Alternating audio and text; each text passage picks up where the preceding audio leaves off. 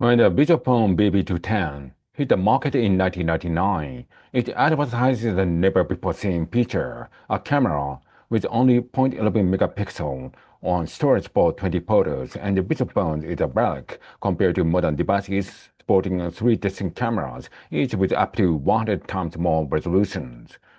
While this technology has improved dramatically in the 21st century, engineers are rapidly approaching a hard limit on phone camera quality. To understand this limit, we first need to know how phone cameras work. This just like any other digital camera. When your phone takes a picture, light enters through its lens. This lens focuses the light onto image sensors covered in a grade of photosites. Microscopic light sensors are roughly 100 times smaller than a grain of sand. There are millions of these sensors, and each one is covered by red,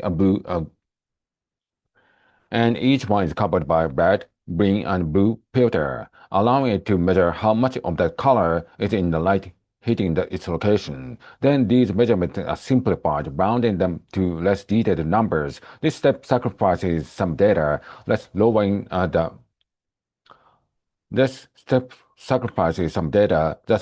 the final image's quality, but it's essential for the camera's processor.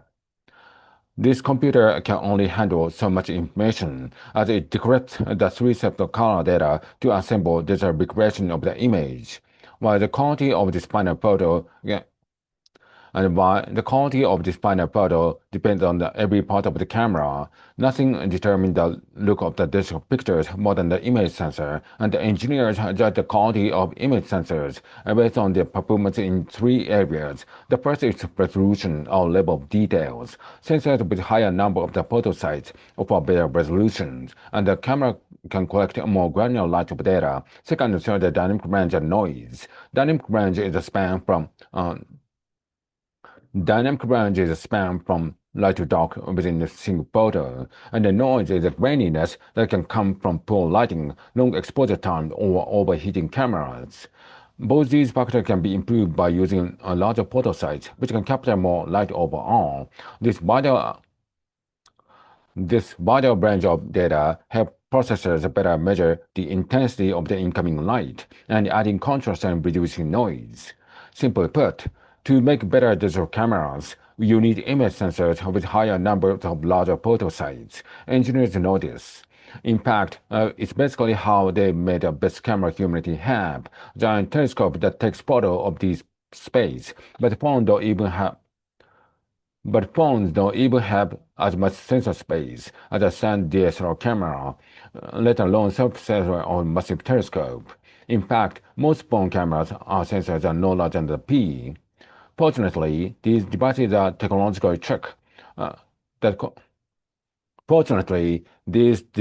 a technological trick to compensate for their camera's tiny size.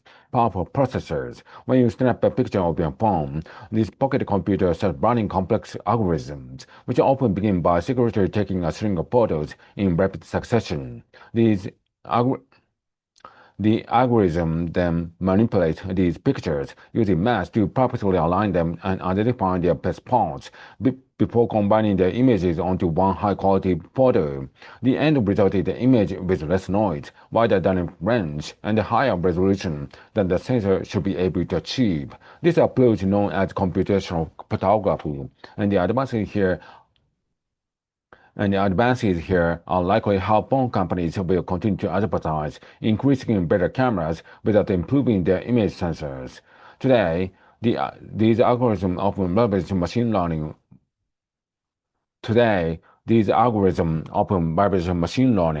Where phones learn to improve their shots based on the patterns based on where phones are learned to improve your shots based on patterns found in your massive photo databases.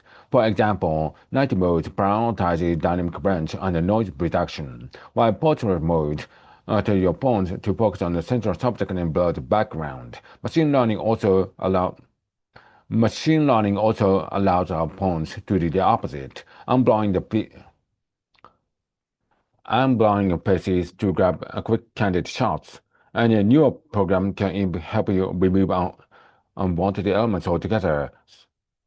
So, with the help of software, even even phones with small cameras can snap crisp, detailed photos of loved ones, spectacular views, and of course, lots of food.